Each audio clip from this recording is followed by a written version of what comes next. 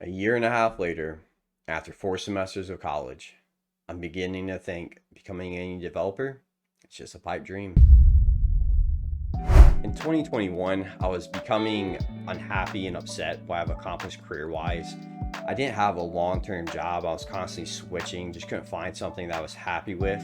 And to be honest, I wasn't looking for a dream job, just something I did not mind to wake up to every day and go to. That'd be a really solid win. And after exhausting my search for all these jobs that did not require a degree, I decided to use my GI Bill that I've earned from the service to go back to school. The degree I decided to pursue was teaching education. To be honest, becoming a teacher wasn't a dream job of mine. It was just honest work, and I thought I'd be pretty good at it. During my studies, however, I started playing games like Hollow Knight, Stardew Valley, and Valheim, and I was amazed that these creations were created by either a small group of people or in some cases just by one individual. I had always thought it'd be cool to make a video game, but I always assumed that it would take a large group of people with a specialized skill set as well as a lot of money to invest in. Becoming inspired, I googled how to make a video game, and it actually seemed quite simple.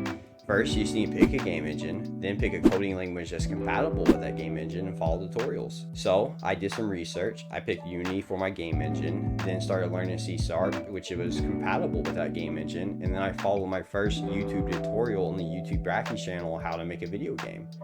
After I went through that process and made my first video game, I honestly really enjoyed it. I enjoyed it so much that I actually decided to switch my degree and started going to school for game development. It did not take me long to realize game development is hard. Early on, there's a stage that I believe most aspiring developers get stuck in. It's called tutorial hell. What this is you're just constantly in a loop where you're doing tutorial after tutorial. The reason why you're stuck in this loop is because obviously you don't know enough yet to make your own games, and so this is a great way to learn how to make games.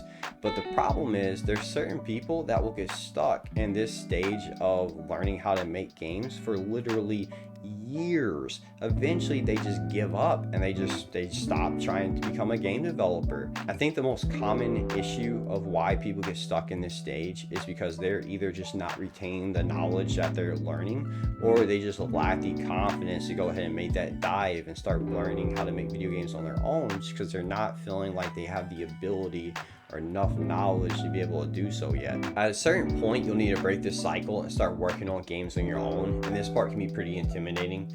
There's gonna be a lot of stuff that you want in your game that you won't have any clue how to implement. There'll be certain mechanics that you want in your game you won't have any clue how to code, and more than likely in these situations, there won't be a one-on-one tutorial that'll teach you how to do these things. You'll have to research and find tutorials that are similar to the mechanic that you're trying to implement, understand how they're doing it, break down the code, and basically reverse engineer it so that it can be used in your code in your game. After a while, you'll get to a certain point where you can make these fun little games for you and your friends, but you are still nowhere near being a full-time game developer or being able to release a product that you can actually sell. More than likely, to make these small games that you're making for you and your friends, you're using free assets online. Sure, you might be coding the game, but the art, the sound effects, the music don't belong to you. You're finding them online, not really understanding what the copyright laws are to them, and it's pretty sketchy be trying to use them to make a full game. So with that being the case, not only do you need to know how to program, but you also need to learn art, you also need to learn music, and you also need to learn sound design before you even have the possibility of even releasing a game that you could sell commercially. Even if you spend decades learning how to master all these crafts, you're still going to need to know how to market. There's this idea of indie developers kind of hiding out in their basement for a couple years working on a solo game just to come out and sell it and making enough money to retreat back to their basement to spend a couple more years repeating this process. However, this is very unrealistic and not sustainable. It doesn't matter if you made the best game in the world. If nobody knows it exists or it just got released, you're not going to find success. To put it simply, knowing how to make video games is not enough.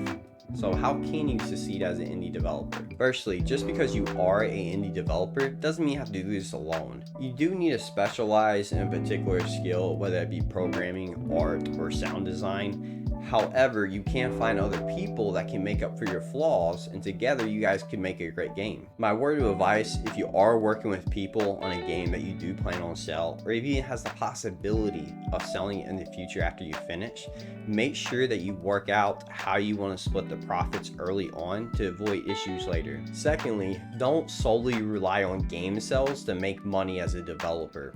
Game launches are sometimes rocky and unpredictable. A lot of developers will actually sell assets online that will consist of either code or art for people who may not be the best coder or artists themselves, and that way they can purchase it and use it in their games. Another way that they make money is they will release premium courses online teaching other people their secrets and how to break into the industry. You can also go full time before you even release your game if you have a good enough prototype and pitch to a publisher. Publishers, what they do is they give you money up front before you release your game so you can go full time. In exchange, they'll take a huge portion of your profits when the game comes out to recoup their funds.